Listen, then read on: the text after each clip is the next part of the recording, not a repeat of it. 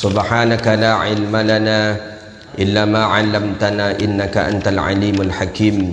Rabbi yassir wa la tu'assir, ya Rabbi tammim bi khair.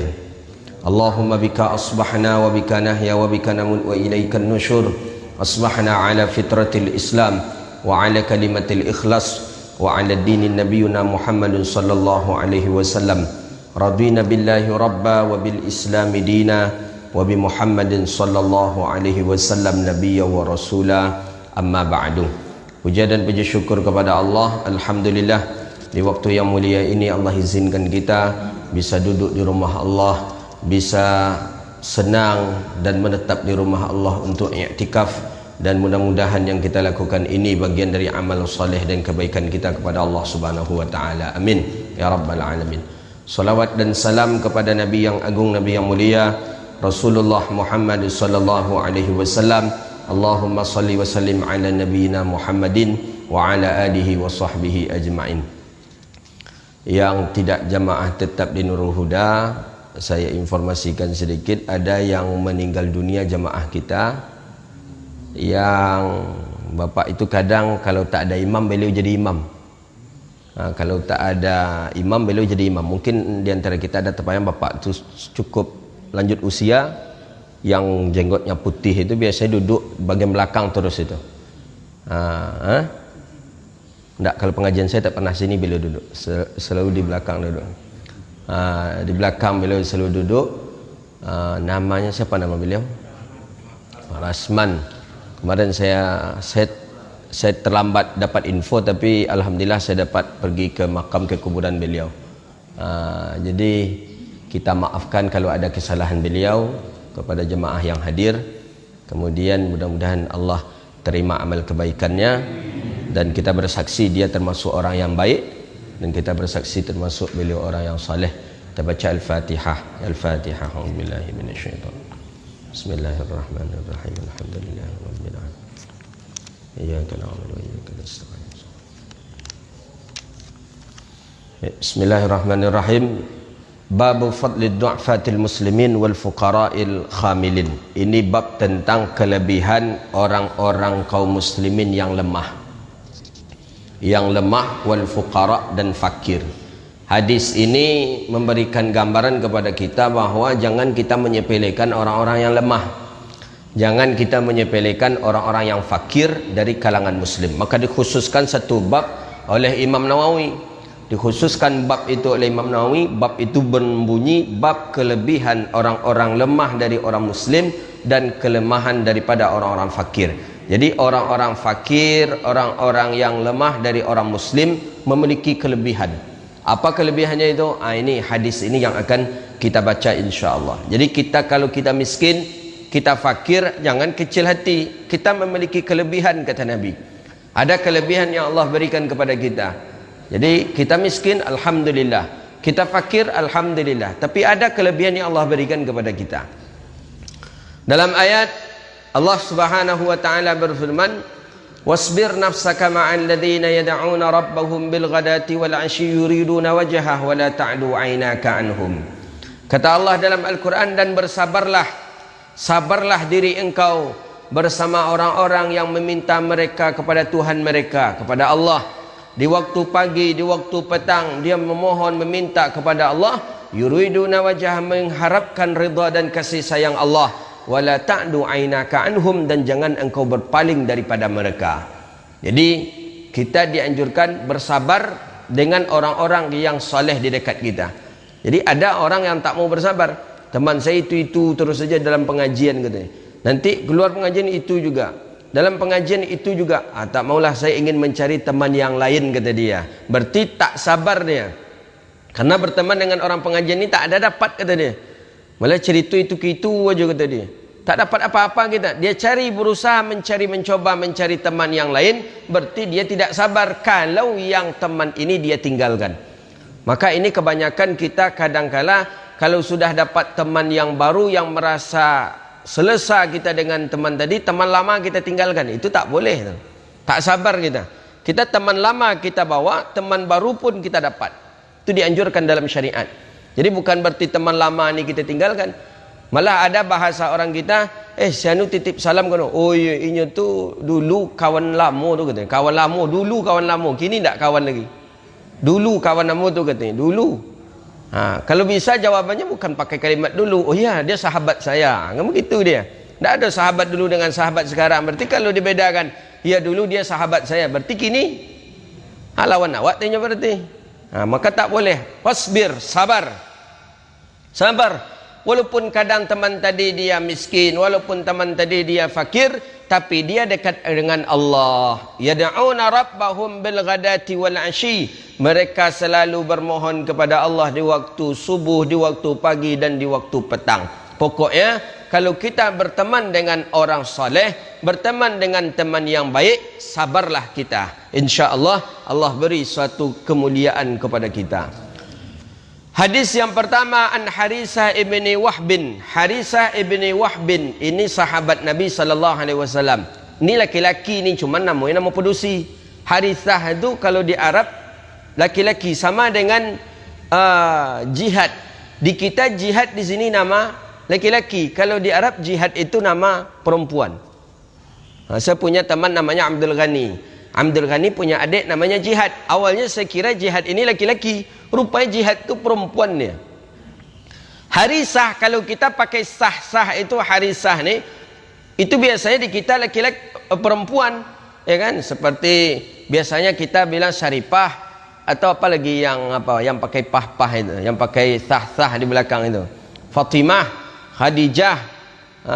Tapi di sini Harisah bin Wahbin, beliau ini seorang laki-laki yang kakak beradik satu ibu dengan Abdullah ibnu Umar. Jadi Abdullah ibnu Umar punya istri. Istri ini janda. Sebelumnya istrinya ini punya anak namanya Harisah bin Wahbin. Ketika istri ini menikah dengan Umar ibn al-Khattab, lahir pula lah anak yang bernama Abdullah. Jadi Abdullah dengan Harisah bin Zaid kakak beradik, seibu tapi tidak seayah. Begitu dia. Dan orang Arab biasa kebanyakan seperti itu dia. Bukan pun orang Arab, orang kita pun kadang ada juga yang seperti itu. Jadi Umar ibn al-Khattab ni menikahi daripada Ummu Kalsum bin Jarwal. Kemudian lahirlah anak, itulah daripada Abdullah ibn Umar. Kemudian Harisah ibni Wahbin. Beliau sahabat Nabi SAW dan lama di daerah Kufah. Kufah di daerah Irak sana. Ini lama beliau di sana, di daerah Kufah itu. Jadi sampai wafat di daerah sana. Qala sami'tu. Ini sami'tu berarti hadis ni kuat ini. Sami'tu, aku mendengar dari Rasulullah SAW. Aku mendengar dari Nabi SAW, kata Harisah bin Wahbin. Yaqul, katanya, ala ukhbirukum bi ahlil jannah. Adakah kalian ingin aku beri kabar kepada kalian siapa saja penghuni surga? Kalian ingin tak aku beritahu kepada kalian siapa penghuni surga? Karena itu Nabi yang menawarkan, siapa yang berani menolaknya? Ayalah Rasulullah, itulah yang kami tunggu-tunggu ya Rasulullah. Itulah bahasanya. Ya Rasulullah, kami mau ya Rasulullah. Ala ukhbirukum bi ahlil jannah. Adakah tidak kalian suka dengan orang yang aku ceritakan penduduk surga? Siapa dia orang-orang yang penduduk surga? Kata Nabi kepada Harisah bin Wahbin, ya Rasulullah, siapa orangnya ya Rasulullah? Kata Nabi, kullu dha'ifin, setiap yang lemah. Dha'ifin, orang-orang lemah adalah orang-orang penghuni surga. Wa mudha'afin, kemudian orang-orang mudha'af. Mudha'af ini orang-orang yang disepelekan, orang-orang yang diremehkan. Kita ada di tempat kita kadang ketika musyawarah kalau itu yang mengusulkan orang-orang berpangkat, itu cepat didengar oleh moderator rapat. Kalau yang mengusulkan orang berpangkat, cepat kita meresponnya. Kalau itu usulan orang kaya, cepat kita meresponnya. Tapi ada orang miskin yang ketika dia mencoba untuk memberikan komentar, memberikan usulan dalam rapat, kita sepelekan. Si anu kon tak kata-kata, petidak aja kata-kata dia. Orang yang seperti itu tuh itu dalam surga dia. Kan ada kan di kita kan? Tak pun tak pun kita tunjuk, mungkin di pribadi kita ada kadang. Ya si anu tu mengusul pula dia kadang kata kita yang untuk mengusul untuk diri dia saja payah kata kita. Ini meremehkan, tak boleh. Orang-orang yang meremehkan itu, orang-orang yang diremehkan tadi itulah orang-orang yang penghuni surga kata Rasulullah sallallahu alaihi wasallam. Maka kata Nabi, "Ala ukhbirukum bi ahlil jannah?" Adakah engkau mau aku ceritakan orang-orang penghuni surga? Ya Rasulullah, kata sahabat. Siapa orangnya ya Rasulullah? Kullu dha'ifin mudha'afin. Orang-orang yang lemah dan dilemahkan. Orang-orang yang lemah dan diremehkan. Nih hati-hati kita jangan sampai menyepelekan orang. Jangan sampai kita meremehkan orang, hati-hati. Kadang biasanya sedikit kita menjadi orang yang berada, orang berpangkat, langsung kita remehkan orang. Si anu tu belum lagi, tu di bawah saya tu kan. Atau biasa juga orang alim seperti itu juga. Oh si anu tu belum sampai kealimannya seperti saya. Saya lama studi begini. Itu tak boleh. Sombong kita. Apa kata Nabi? Lau yuksimu 'alallahi labarrahu. Kata Nabi, jikalau dia, ni yang ketiga ni tandanya, jikalau dia bersumpah demi Allah, la abarrahu, langsung ia kerjakan. Ini tanda orang penduduk surga ni. Dia berani bersumpah dan berani pula bertanggungjawab mengerjakan sumpahnya. Demi Allah kata dia umpamanya, kalau seandainya aku Allah takdirkan seperti itu, maka aku akan berpuasa. Ini umpamanya.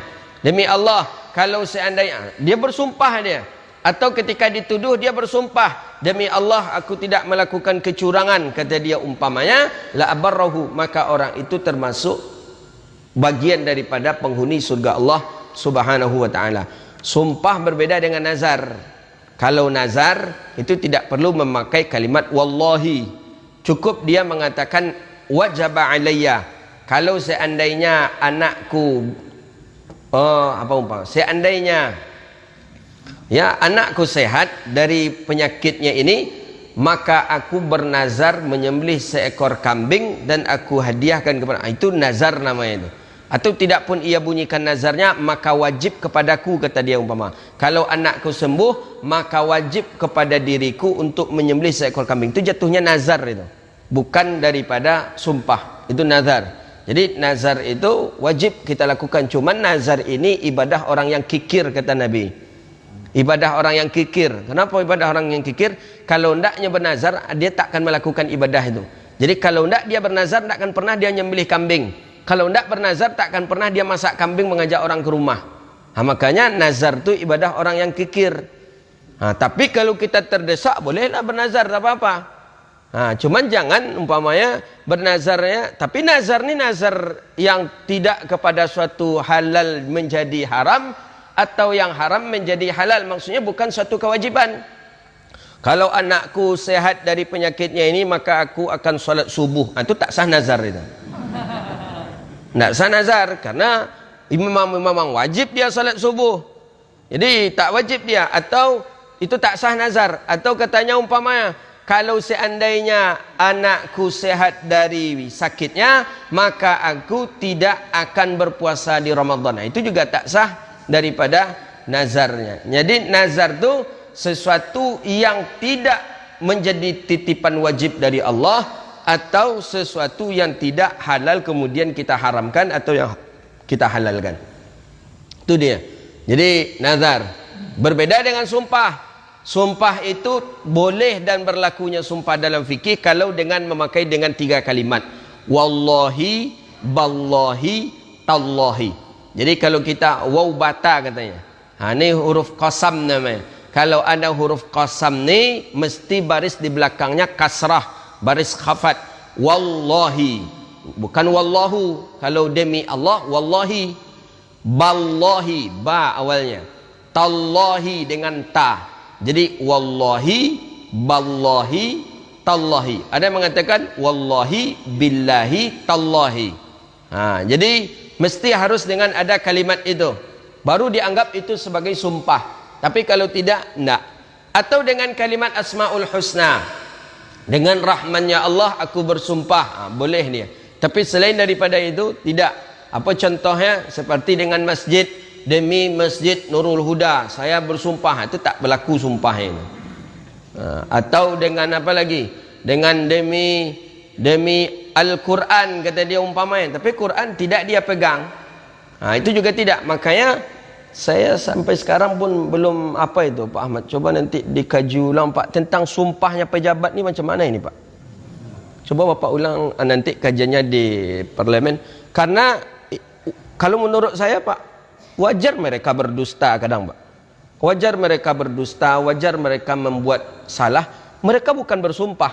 Yang megang Quran satu cuman. Iya kan? Yang memegang Quran satu, ini orang banyak nih. Banyak, ada 30 orang yang sedang dilantik. Megang Quran satu deh. Yang bersumpah tu yang megang Quran kalau dia. Orang tadi tak pegang Quran, jadi tak kena dia. Kalau memang dia mau bersumpah, suruh dia pegang Quran masing-masing, angkat ke atasnya. Demi Al-Quran, demi Allah, demi Al-Quran. Oh itu 10.000 tambik piti rakyat, ini kata-kata lah malam tu. Tapi itulah perlu dikaji tu Pak. Macam mana cara sumpah di kita ini? Rasa saya tak sah sumpahnya itu. Sama dengan tidak bersumpah. Pakai wallahi juga. Mana yang pakai wallahi wallahi, mana yang tidak juga kan. Pakai wallahi juga ya. Oh, ngapa pakai Quran lagi? Quran itu penguat. Oh, Quran penguat. Ya, kalau bisa, kalau memang agak kuatnya masing-masing pegang Quran. Gini kan itu takut orang jadi pejabat itu. Sekarang makanya orang meminta-minta di pejabat karena tak bersumpah itu kan tadi. Ini wallahi juga ya. Jadi kemarin kami Dewan Hakim MTQ disumpah lah.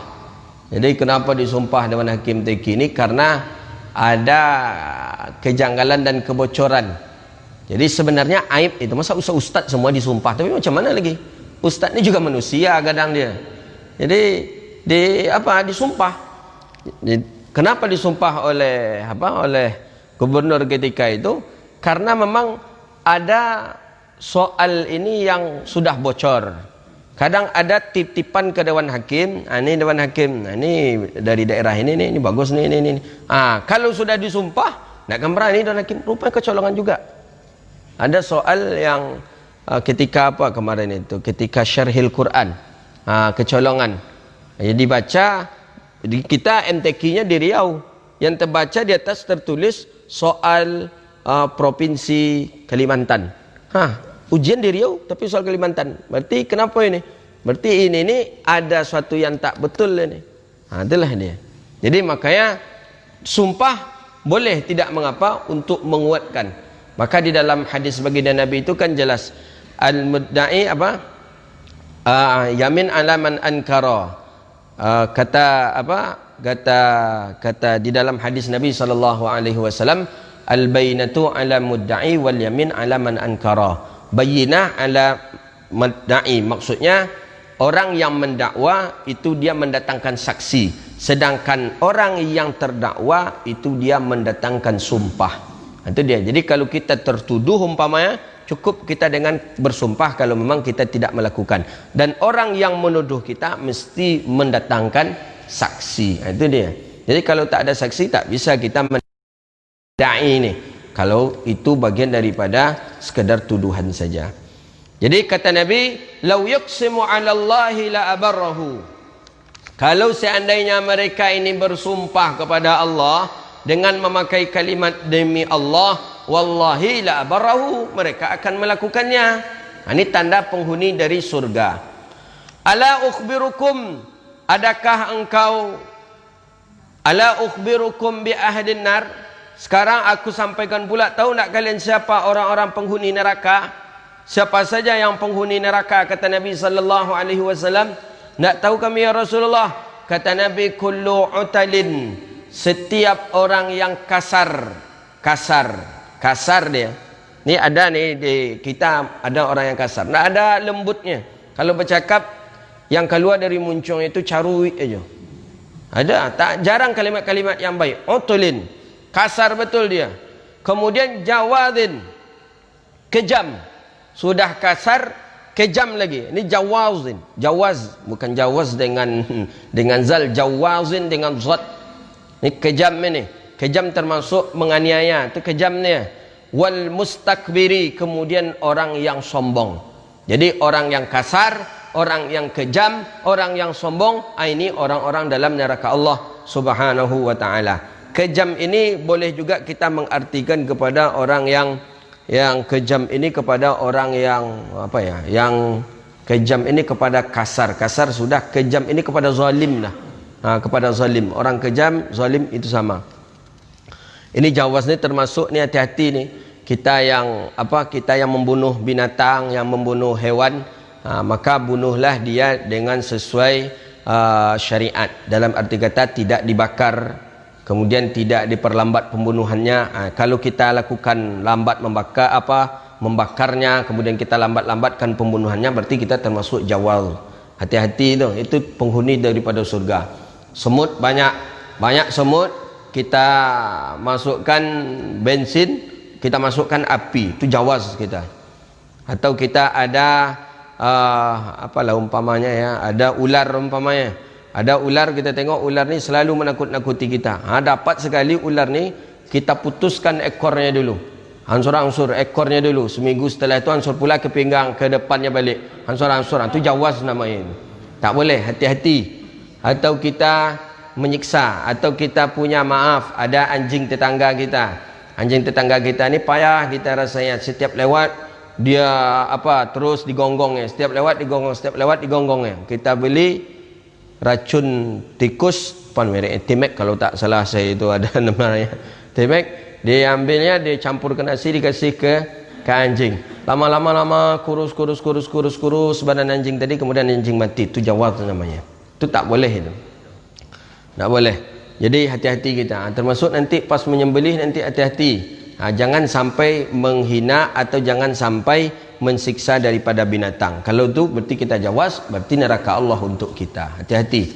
Ada yang panitia ni memotong kakinya, urat lututnya, di belakang lutut sapi itu. Saya nampak betul tu ada panitia dipotong ya, sehingga agak lemah kakinya satu. Kemudian baru dia tumbangkan bersama-sama. Ini pekerjaan yang tak bagus ini. Tak boleh. Menyiksa itu, menganiaya, itu jawaz juga namanya. Ada kemarin, saya kemarin lewat, karena kita belum ada yang menyembelih di masjid-masjid kita. Ada satu masjid yang sudah menyembelih. Saya pulang salat, ingin pula saya menengok penyembelihan hewan kurban itu. Saya tengok sapinya besar, bagus sekali. Di daerah daerah Panam. Turun saya tengok, saya menyaksikan saja, ingin menengok pengorbanan, karena kita belum ada berkorban, kita kebanyakan hari ini. Saya tengok, saya saksikan. Saya awalnya curiga menengok pisau yang dipakaikan oleh si penyembelih ini. Sapi besar, Allahu Akbar. Ternyata betul dugaan saya. Sapi besar semental tadi disembelihnya ada memakan waktu 2 menit belum selesai. 2 menit Pak, lama itu. Digosok terus. Pisau tak tajam. Sapi besar, tumpul, diulang balik. Tak diangkatnya lagi, datang pula pisau yang baru lagi. Datang pisau yang baru. Memang saya sebagai bukan pula warga dekat sana, saya sekadar ingin menengok saja, karena ingin menyaksikan penyembelihan itu. Kan itu amalan yang paling afdal. Saya ingin menengok. Ketika itu, setelah itu 2 pisau tadi tampil, saya datangi orang yang punya pisau pertama. Awak berdosa, awak zalim. Tajamkan pisau awak, baru awak menyembelih, kata saya. Dia ustaz nampaknya anak muda dia. Ustaz dia, kalau ni zalim awak ni, kata saya. Berapa sakitnya sapi tadi, kata saya. Sakit. Saya ingat nampak betul ketika dia menyembelih yang bagian akhir di sini. Dia dimulai dari sini. Menyembelih yang bagian akhir ni, macam mana pisau dapur mengiris daging. Lambat betul ya, begini, nak mau dia. Ya Allah, kata saya. Ni jawaz. Hati-hati kita. Tajamkan pisau tu. Kalau tak pandai kita mengasah, berikan kepada orang yang pandai mengasah. Kalau orang yang pandai mengasah itu memang sebentar dia tajam langsung. Berikan ke dia. Tolong asah pisau saya mau menyembelih gitu. Jangan kau awak nak mengasah you, jom membuat pisaunya awak. Je bukan nyembelih awaknya. Itu kadang kita bukan ahli di bidang itu, kadang jadi tak tajam pisaunya. Berikan. Ada orang paham, berikan, upahkan ke dia untuk mengasah pisau kita. Jawaz. Hati-hati, itu penghuni neraka, kata Nabi. Kulu utalin, orang yang kasar. Jawazin, orang yang menyiksa. Orang yang kejam. Mustakbirin, kemudian orang yang sombong. Itulah isi daripada penduduk neraka Allah Subhanahu wa ta'ala. Maka hati-hati kita, hadis ini muttafaqun alaih, hadis muttafaqun alaih. Muttafaqun alaih Bukhari Muslim. Jadi jangan sampai kita termasuk orang-orang yang jawaz, bukan jawaz. Kalau jawaz tuatuk yang di apa itu. Ini jawaz dengan kalimat zat dia, jawaz. Hadis berikutnya an Abi Abbas Sahil ibni Sa'din As-Sa'idi. Ini hadis yang kedua. Ini bab ni kita ni bab baru, maka hadis-hadis yang kedua. Sa'ad ibni Sa'din radhiyallahu taala anhu qala Nabi sallallahu alaihi wasallam. Sahal ini sudah kita baca kemarin, namanya sebelumnya Hazan, sedih. Hazan, maka memberi nama orang tak boleh Hazan, tapi berilah nama kebalikan dari Hazan tadi. Azam boleh atau azmi boleh, tapi kalau Hazan tak boleh. Hazan tak boleh. Hazan tu arti hazan tu duka cita. Ibu taruih juga nak tu besok kalau namanya Hazan. Makanya dulu nama Sahal ini Hazan, ditukarlah oleh Nabi dengan Sahal. Jadi kalau Sahal bagus. Kalau ada kita punya anak buat namanya Sahal bagus. Sahal tu artinya kemudahan. Sahal memudahkan. Sahlun, gitu dia. Beliau ini orang yang terakhir meninggal di Madinah. Jadi sahabat yang terakhir meninggal di Madinah itulah Sahal. Namanya Sa'ad ibni Sa'idin, Sahal ibni Sa'din As-Sa'idi. Orang yang terakhir meninggal di Madinah, usianya lebih daripada 100 tahun. Ini sudah kita baca riwayatnya kemarin, dan beliau termasuk orang yang menyaksikan pohon kayu kurma menangis di depannya. Jadi Sahal ibni Sa'din duduk, ini pohon kurma. Pohon kurma ini biasanya dipegang Nabi khutbah, dan Nabi tak pegang lagi, akhirnya menangis dia. Dan Sahal ibn Sa'din pas di depannya, dan Sahal ibn Sa'din pun menengok bahawa pohon kurma itu menangis dia. Dan itu salah satu mukjizat Nabi sallallahu alaihi wasallam. Qala, kata Nabi, marra rajulun 'ala Nabi sallallahu alaihi wasallam. Ada seorang laki-laki yang lewat seorang laki-laki di hadapan Nabi sallallahu alaihi wasallam. Nabi sedang duduk bersama sahabat, lewat salah seorang daripada sahabat Nabi sallallahu alaihi wasallam. Faqala li rajulin indahu jalisun. Jadi duduk berjalan di depan Nabi itu tak boleh. Jadi umpamanya ada Nabi, kemudian Nabi duduk. Ini ada jalan umpamanya, lewatlah kita di hadapan Nabi, itu tak boleh itu. Sama, ada 3 larangan. Berjalan di depan Nabi, berjalan di depan orang tua, berjalan di depan ulama. Itu tak boleh. Jadi kita hati-hati. Justru kalau berjalan di depan orang tua itu penghambat rezeki kita. Orang tua kita sedang duduk, kadang orang tua sedang duduk. Kita jalannya jalan lalang depan dia. Tanpa seizin dia, mamnu'u ala rizqihi. Itu terhalang rezeki kita. Payah rezeki kita itu. Jadi jangan lewat-lewat di depan orang tua. Atau kalau orang tua kita ingin juga dia duduk di depan itu, kasih dia kursi. Kasih beliau kursi agak tinggi sikit. Lewat kita di depannya, sampaikan kami mau lewat-lewat di depan ini mak, tak apa-apa lah ya katanya. Ya tak apalah. Tapi kalau orang tua duduk di bawah, kita berjalan kita di depannya, itu salah satu penghambat dari rezeki kita. Tak boleh. Tak boleh. Itu jelas, itu di dalam beberapa kitab tasawuf kita baca, di depan orang tua tak boleh. Kalau guru menduduki tempat kursi duduk guru, itu penyebab salah satu kelupaan. Menjadi kita pelupa. Itu dalam kitab ta'lim. Siap guru pergi, awak lu duduk di kursi guru macam boleh. Itu menyebabkan lupa. Pelupa awak dia, gitulah. Itu dalam kitab ta'lim. Jadi tak boleh. Tak boleh kita duduk di kursi guru. Kalau ingin pegang aja lah ketek. Gitu dia. Kursi guru, gitu dia. Kursi guru ya termasuklah kursi. Awak tengok waktu SD ngapo awak sifat-sifat kursi guru kan? Pergi guru hantam pula kursinya, manjek ke kursi tadi kan? Besok guru duduk pula situ. Makanya macam kau jadi pelupa. Itu dia Pak Jemina. Jadi tak boleh. Itu dalam kitab ta'lim. Jadi tak boleh. Kursi guru, meja guru, itu tak boleh kita duduki balik. Maka Imam Syafi'i, Imam Al-Buaiti, murid dari Imam Syafi'i, ada ulama besar. Imam Buaiti namanya. Ketika Imam Syafi'i tak ada, dimintalah Imam Buaiti menggantikan. Imam Buaiti tak mau duduk di tempat duduk Imam Syafi'i. Jadi umpamanya tidak pakai kursi, kita baca pakai apa itu saja, meja itu, meja yang di bawah tadi. Itu meja Imam Syafi'i.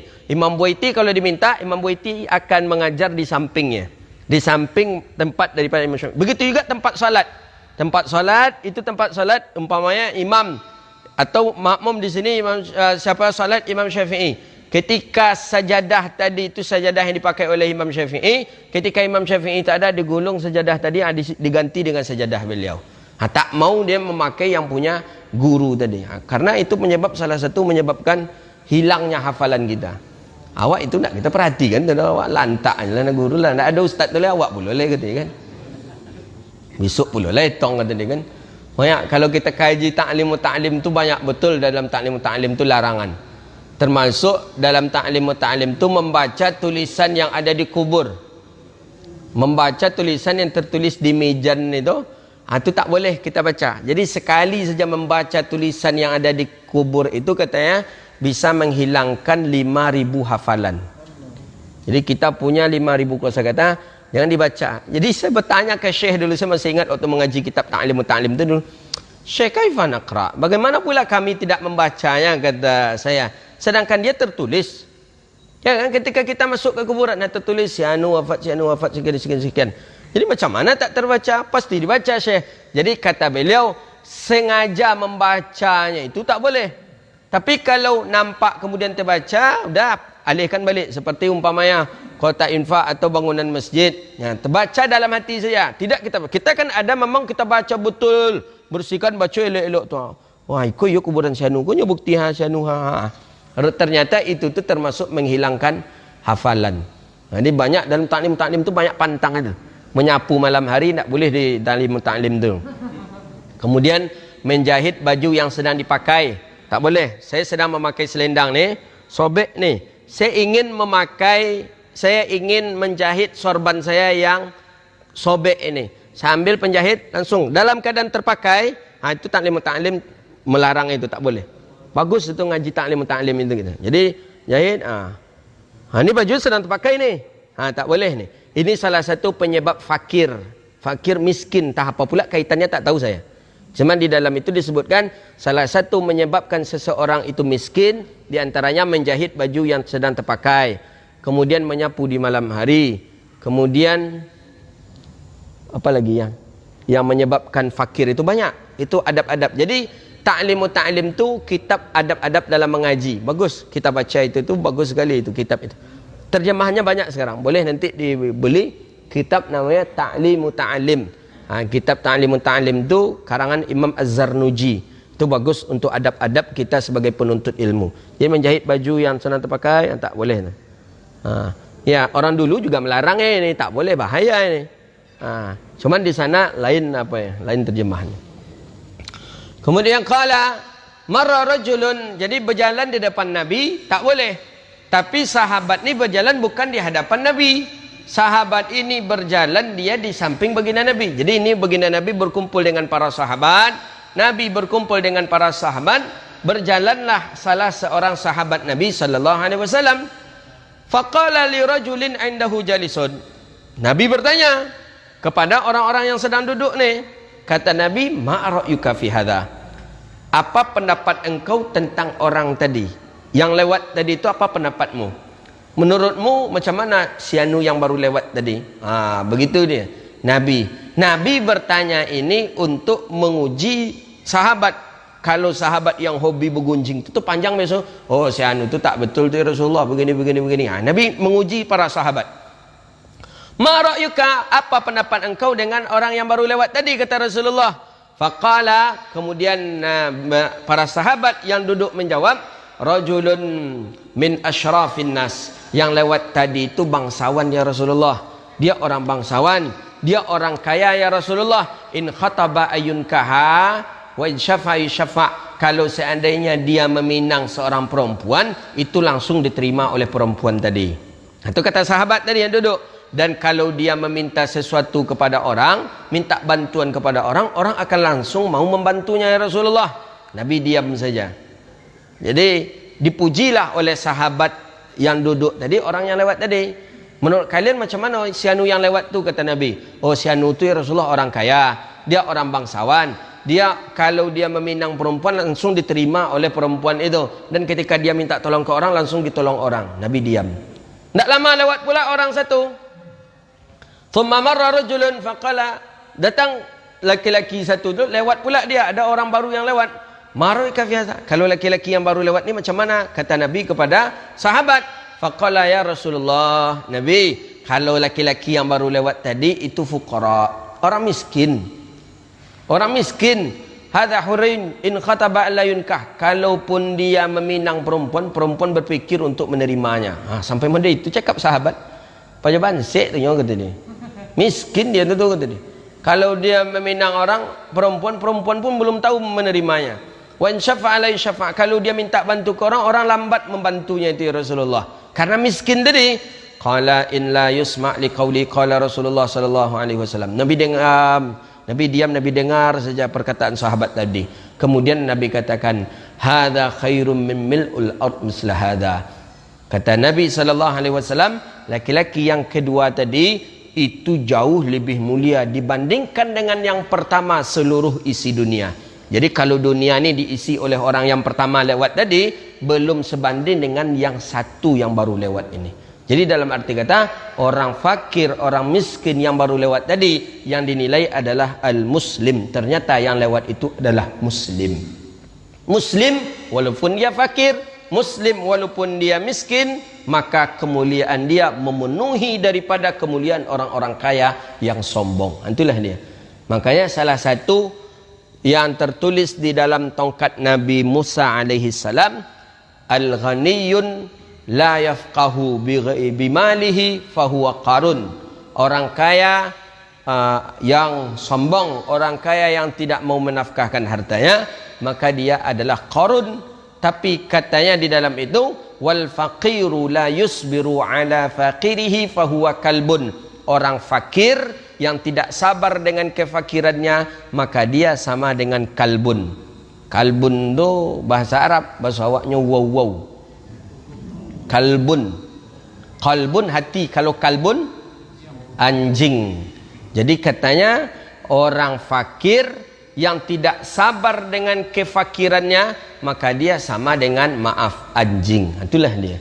Maka harus sabar. Kita fakir sabar, maka disebutkan di dalam awal tadi harus sabar kita. Itu yang tertulis di tongkat Nabi Musa. Ada 5 yang tertulis di tongkat Nabi Musa, 2 yang saya bacakan tadi. Orang kaya yang tidak mau menafkahkan hartanya karena kesombongannya, dia sama dengan korun. Kemudian yang kedua, orang fakir yang tidak sabar dengan kefakirannya, maka dia sama dengan wow anjing. Ya memang anjing mana lah. Apa dia? Bersyukur dia. Tu bahasa lunaknya tu wow. Wow. Baik. Jadi jangan kita menyepelekan, meremehkan daripada orang-orang miskin. Jadi orang miskin jangan sampai teremehkan oleh kita. Hadis berikutnya, hadis yang ketiga. An Abi Sa'id Al-Khudri radhiyallahu taala anhu anin Nabi sallallahu alaihi wasallam qala. Jadi hadis ini dari Abi Sa'id Al-Khudri. Nama Abi Sa'id Al-Khudri Malik bin Sinan. Malik bin Sinan Sa'id Al-Khudri. Khudri daripada suku Khudri. Sinan boleh. Yang tak boleh itu memberi nama orang dengan Asnan. Asnan tak boleh. Asnan satu, Asnam satu. Asnam tak boleh. Buat nama orang, nama anak dengan Asnam tak boleh. Asnam itu artinya patung. Tapi ada nama orang Asnam kalau tak salah saya. Ada kan? Asnam tu patung artinya itu. Asnam, sanam, patung. Asnan tak boleh juga. Tapi kalau Sinan boleh. Sinan boleh. Tapi kalau Asnan tak boleh. Kalau Asnan tu artinya gigi. Gigi. Umpama Ahmad Asnan, Ahmad bergigi tu. Apa caranya? Sinan tak apa-apa. Asnan tak boleh. Asnam juga tak boleh. Asnam artinya patung. Hanin Nabi sallallahu alaihi wasallam qala ihtajatil jannatu wan nar. Kata Nabi sallallahu alaihi wasallam, surga dan neraka berdebat. Antara surga dan neraka berdebat dia. Apa kata surga, apa kata neraka? Fil jabbarunal mutakabbirun. Aku ni, kata neraka, aku ni bersama aku adalah orang-orang yang kasar dan sombong. Itu kata neraka. Bersama aku ni orang-orang kasar dan orang-orang sombong, kata neraka. Wa qalatil jannah, kata surga, fid du'afa'in nasi wal masakinuhum. Padaku ini fiyad du'afa, aku ni ada orang-orang yang lemah dan orang-orang miskin.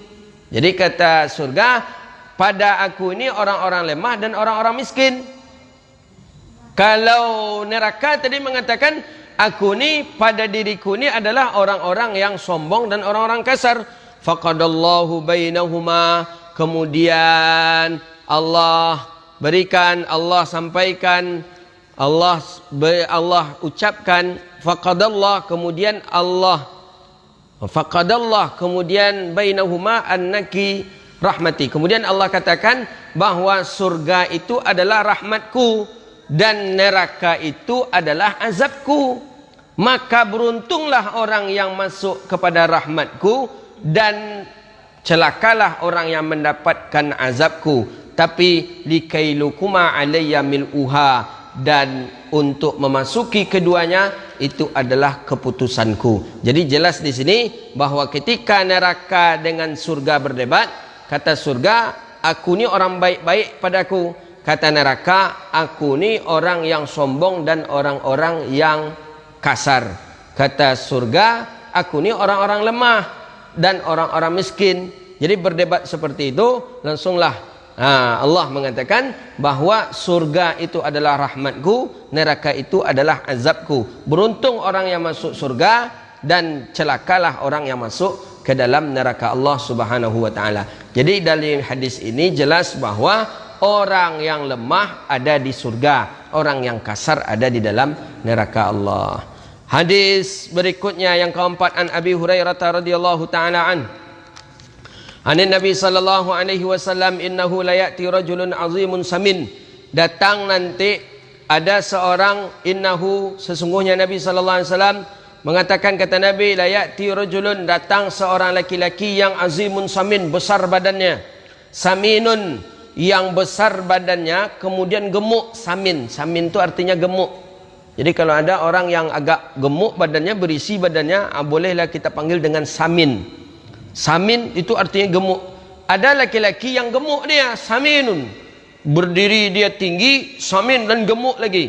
Yaumul qiyamah, pada hari kiamat, ternyata kata baginda Nabi, la yazinu indallahi janaha bi'audatin, tidak ada timbangan amal kebaikannya sedikit pun walaupun sebesar lalat. Jadi nanti di hari kiamat dinampakkan kepada kita orang yang besar badannya, kemudian orangnya gemuk. Anggapan kita ini pasti banyak amal ibadahnya. Ini pasti dia orang ini banyak amal ibadahnya nanti. Ternyata ketika ditimbang, dibandingkan dengan lalat saja, tak ada kebaikannya sebesar lalat pun. Apa maksud hadis ini? Maksud hadis ini, kalaupun orang tu besar, bangsawan, kaya, dan dia tidak memiliki amal ibadah dan sombong pula, maka dibandingkan dengan lalat yang hina, lebih mulia lalat yang hina dibandingkan orang yang besar ini. Itu dia. Jadi kalau begitu tidak perlu kita sombongkan hidup di dunia nih. Punya pangkat kita jangan sombong, punya banyak ilmu kita jangan sombong, banyak harta kita jangan sombong. Bahwa sesungguhnya yang dinilai nanti adalah amal ibadah kita. Dibandingkan dengan lalat tadi, tak ada nilai daripada amal ibadah kita kepada Allah Subhanahu wa taala. Hadis terakhir. An-namra'ata sauda'in kana taqumul masjid aw syabban. Ini enak nih hadis ini. Hadis ni Abi Hurairah, hadis ni sahih juga. Ada seorang perempuan yang sauda ni kulitnya hitam. Kulitnya hitam dia kulit perempuan ini, mungkin dari golongan orang-orang Ahbash lah. Orang-orang Ahbash ni orang-orang yang Afrika seperti Sudan begitu dia. Taqum di masjid. Dia selalu di masjid, tapi ada yang mengatakan pemuda. Dalam satu riwayat lagi bukan perempuan dia, tapi dia seorang laki-laki. Laki-laki dan perempuan, atau salah satu itu dalam riwayat hadis. Fa faqadaha, Nabi selalu berjumpa dengan dia. Ketika Nabi masuk masjid, Nabi berjumpa dengan dia. Karena dia selalu menyapu masjid. Menyapu masjid. Nampak betul oleh Nabi, kegiatan dia selalu menyapu masjid. Setiap Nabi masuk masjid, Nabi nampak dia. Dia sedang menyapu masjid. Nampak? Fafaqada. Kemudian suatu ketika tak nampak lagi perempuan ini. Tak nampak lagi orang yang menyapu daripada masjid ini, yang biasa menyapu masjid yang kulit hitam ini. Nabi bertanya ke sahabat, kata Nabi, kalian menengok nak? Nampak nak oleh kalian ada perempuan yang biasa menyapu masjid ni dulu tu? Nampak nak oleh kalian? Apa kata sahabat? Tak nampak dia lagi ya Rasulullah. Kemana dia? Tolong cari dia, kata baginda Nabi sallallahu alaihi wasallam. Sahabat ada yang tahu, banyak sahabat yang tahu, cuman tak ingin menyampaikan ke Rasulullah karena dianggap sepele. Alah, tukang sapu ngapalah Nabi harus tahu tukang sapu tu. Sahabat tahu di mana dia. Sahabat tahu. Akhirnya di antara mereka, sampaikan aja lah ke Nabi, sampaikan aja lah ke Nabi. Jangan kita tahan-tahan, nanti Nabi marah, sampaikan. Disampaikanlah oleh sahabat, ya Rasulullah, innahu mat. Orang yang biasa engkau lihat di masjid ini yang tukang sapu tu, kata sahabat, yang tukang sapu tu ya Rasulullah, dia ni sudah mati ya Rasulullah.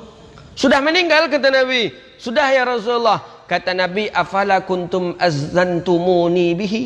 Kenapa engkau tidak menceritakan kepadaku? Kenapa kalian tidak memberitahu kepadaku bahwa dia wafat? Jadi seolah-olah sahabat tidak memberikan kabar kepada Nabi dia meninggal dunia karena dia ni orang rendah, orang bawah, tukang sapu. Tukang sapu, apa perlu disabitkan Nabi? Tukang sapu yang meninggal dunia, apa perlu pula disampaikan ke Rasulullah? Kemudian apa kata baginda Nabi sallallahu alaihi wasallam? Banyak kandungan hadis ni. Faqalu, kata Nabi, dalluni ala kuburihi. Dalluni ala qabrihi. Coba tunjukkan kepadaku di mana kuburannya. Jadi sunnah seperti itu. Kita biasa kenal dengan orang, kemudian tahu-tahu ketika kita pergi ke kampung itu orang ni tak ada lagi. Orang ni sudah wafat. Boleh kita, bagus kita bertanya, di mana kuburannya? Boleh seperti itu. Jadi Nabi bertanya, hadis ni sahih ni. Kalau nak dibantahkan oleh teman-teman kita sebelah sana, bantahlah hadis ni. Yang kau nak berdebat terus saja, dibantah ni hadis ni. Dan lu ni, tunjuki aku di mana kuburannya. Dibawalah Nabi oleh sahabat ke kuburan tadi. Ini kuburan dia ya Rasulullah. Fadalluhu fasalla alaiha. Kemudian Nabi salat. Nabi salat di atas kubur. Ni pihak Wahaboy Salafoy ini mengatakan tak boleh salat di masjid yang ada kuburan. Nabi salat di atas kubur. Hadis ni muttafaqun alaih loh. Hadis ni sahih. Bantahkanlah hadis ni kalau bisa. Fasalla alaih. Nabi salat di atas kubur. Thumma qala, setelah Nabi salat di atas kubur, salat jenazah maksudnya. Thumma qala, inna hadhil kuburu mamlu'atun zulmatan ala ahliha. Sesungguhnya kubur ini sangatlah gelap, kata Nabi. Nampak dia Nabi, kubur ni gelap semua, kata Rasulullah. Wa innallaha yunawwiruha lahum bisalati alaihim. Sesungguhnya Allah menerangi kubur-kubur di sini disebabkan aku salat di atasnya. Ini hadisnya sahih. Jadi ini jelas ini bagaimana? Pertama, orang-orang Salafi mengatakan tak boleh salat di masjid yang ada kuburan. Ini sudah terbantahkan oleh satu hadis sahih ni. Bukan saja salat di masjid yang ada kuburan, Nabi malah salat di atas kuburan. Ini buktinya jelas ini. Ini salah satu dalil para ulama mengatakan boleh. Kedua, tidak boleh salat gaib katanya. Kalau jenazah itu sudah disolati oleh orang. Jadi kalau jenazah itu disolatkan oleh orang banyak, jadi tak boleh lagi salat gaib.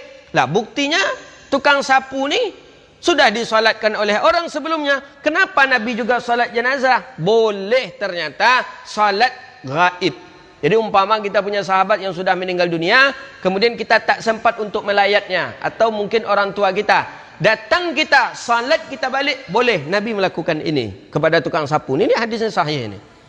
Yang ketiga, dianjurkan kita menziarahi sahabat kita yang sudah meninggal dunia, yang tidak berjumpa dengan kita.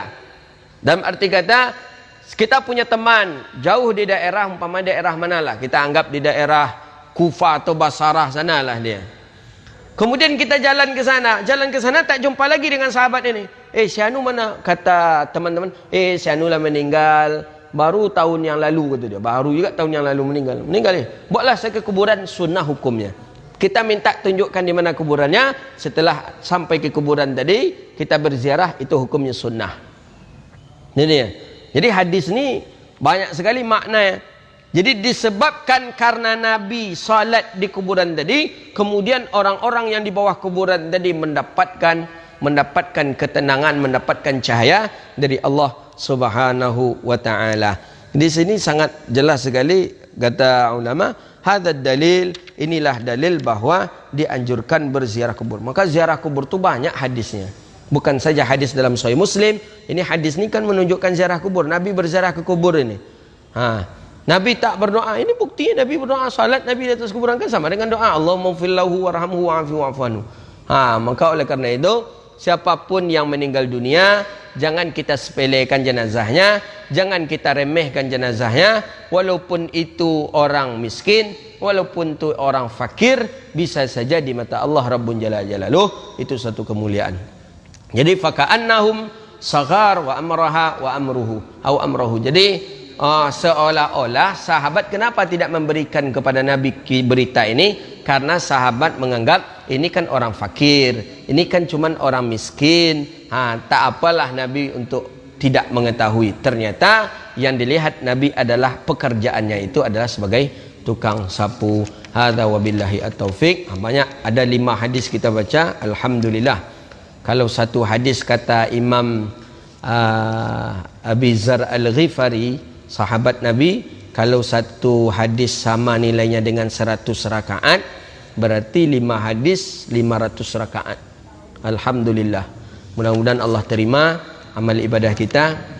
Allah jadikan kita orang yang taat kepada Allah Subhanahu wa taala. Amin ya rabbal alamin. Itulah kajian kita. InsyaAllah di pekan yang akan datang akan kita sambung kembali. Rabbana atina fid dunya hasanah wa fil akhirati hasanah wa qina adzabannar.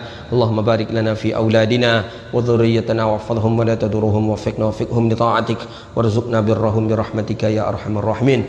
Allahumma anfa'na bima 'allamtana wa 'allimna ma yanfa'una wa zidna 'ilma. Rabbana atina fid dunya hasanah wa fil akhirati hasanah wa qina adzabannar. Wa sallallahu ala nabiyyina Muhammadin wa ala alihi wa sahbihi ajma'in. Walhamdulillahi rabbil alamin.